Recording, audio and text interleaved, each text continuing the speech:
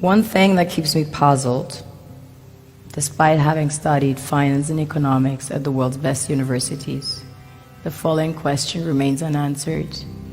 Why is it that 5,000 units of our currency is worth 1 unit of your currency, where we are the ones with the actual gold reserves? It's quite evident that the aid is in fact not coming from the West to Africa, but from Africa to the Western world. The Western world depends on Africa in every possible way, since alternative resources are scarce out here. So how does the West ensure that the free aid keeps coming?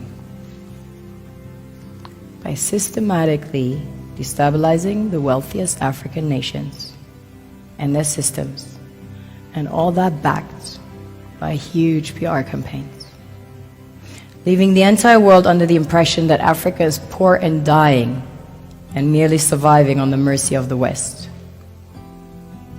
Well done, Oxfam, UNICEF, Red Cross, Life Aid, and all the other organizations that continuously run multi-million-dollar advertisement campaigns depicting charity porn to sustain that image of Africa globally.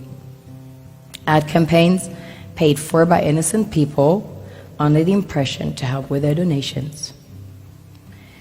While one hand gives under the flashing lights of cameras, the other takes in the shadows.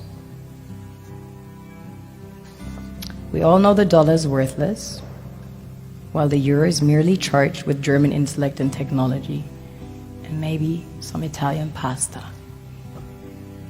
How can one expect donations from nations that have so little? It's super sweet of you to come with your colored paper in exchange for our gold and diamonds. But instead, you should come empty-handed, filled with integrity and honor. We want to share with you our wealth and invite you to share with us. The perception is that a healthy and thriving Africa would not disperse its resources as freely and cheaply, which is logical.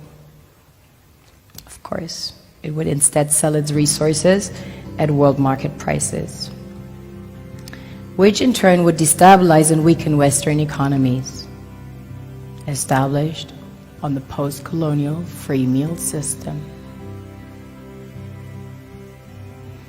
Last year, the IMF reports that 6 out of 10 of the world's fastest growing economies are in Africa, measured by their GDP growth. The French Treasury, for example, is receiving about $500 billion year in, year out. Foreign exchange reserves from African countries based on colonial debt they forced them to pay. Former French President Jacques Chirac stated in an interview recently that we have to be honest and acknowledge that a big part of the money in our banks comes precisely from the exploitation of the African continent.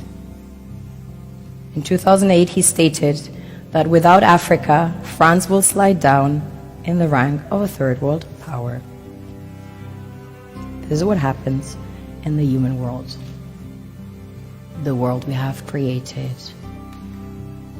Have you ever wondered how things work in nature? One would assume that in evolution the fittest survives.